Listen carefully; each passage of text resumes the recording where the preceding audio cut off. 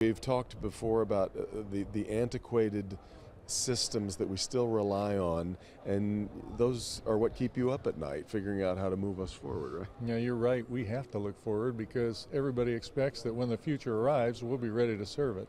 So you're right about that, and we are in a phase now where a lot of the infrastructure that was put in place 50 years ago is aging, and there are new demands by society for environmental improvement or simply for reliability and modernization that has us in a big replacement mode. So we are going to be retiring a lot of power plants and replacing them with either renewables. A lot of investment going into renewables right now. We put $2 billion in and have another big wind project going in this summer. Largest solar project owned by a utility east of the Mississippi is going into Lapeer County. 200,000 solar panels are going to be put on 250 acres up there. So I tell people this is the biggest change in how we generate electricity since the post-World War II era. It's playing out kind of quietly, but accelerating right now. And it's not only our generation, we've got a lot going on in our distribution and gas systems too. When you're, clearly renewables make a certain amount of business sense. Do you let yourself get bogged down and talk about, in the debate about things like climate change? Does that stuff matter to you, or do you have to kind of jump that to just where sound business is? So energy and environmental policy they inextricably connected, right? So I pay very close attention to it, but I often tell people there's a debate in Washington right now caught up at the Supreme Court on the Clean Power Plan and climate. A lot of what's happening right now in this changeover is going to march on regardless, and we're going to see a fundamental reduction in carbon in the United States regardless of what happens in Washington, because these plants are old and we're changing them out to much newer and more environmentally benign technologies. So I think for the foreseeable future, the die is cast. What do you say, though, to, I guess I'll say a conspiracy theorist who would say you're not really interested in the cheapest way. You have to find a way to get me connected to a power grid that makes the most profit for you? You know, I have learned over the years that if we lose track of doing what's right for our customers, we will suffer. And that's even as a monopoly. Absolutely, absolutely. I mean, in the end, our customers' voices are heard by regulators and politicians, and if the voices are unhappy, it is a bad consequence for us. So if we want to do well, we do what's right for the state, we do what's right for our communities and for our customers in the end. And if we do that well, we'll do fine too. And there's no shortage of interesting things for us to be involved in and do, but the last thing I want to find is unnecessary things to do or invest in that our customers really don't need. And I mean that with 100% authenticity. Our power needs have changed in a weird way. I think of how many different batteries I charge during the day now.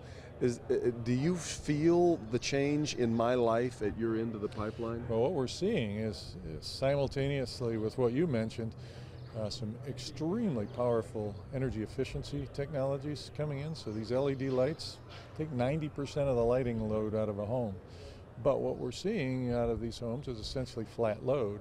And the reason is that the efficiency gains that we're seeing out of some of these end uses are being replaced by more end uses, computers, cell phones, televisions, and so forth. So absent these efficiency technologies, we'd be seeing a lot of growth.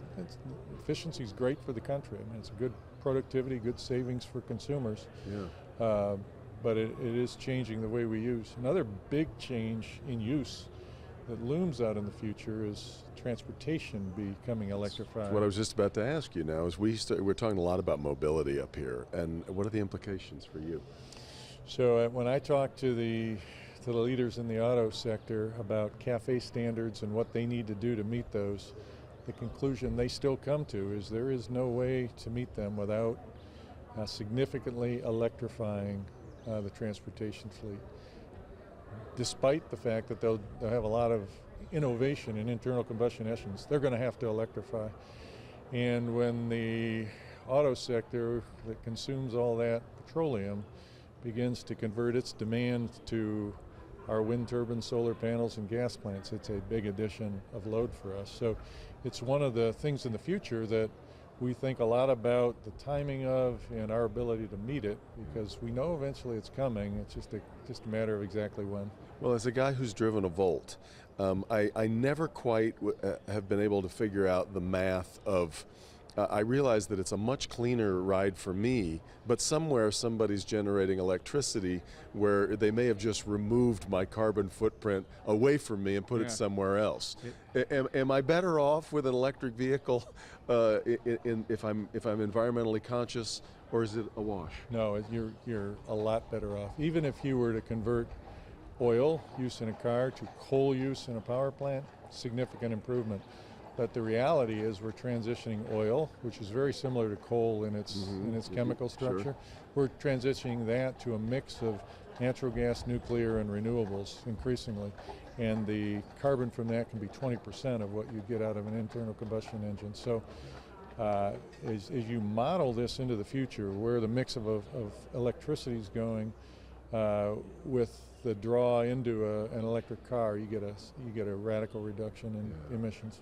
Last thing I wanted to ask you is about the other thing that we're talking about up here is education, and I'm concerned and curious about the ability of DTE to find the people that you need to work in the skilled jobs that you have, and finding them in the Michigan pool.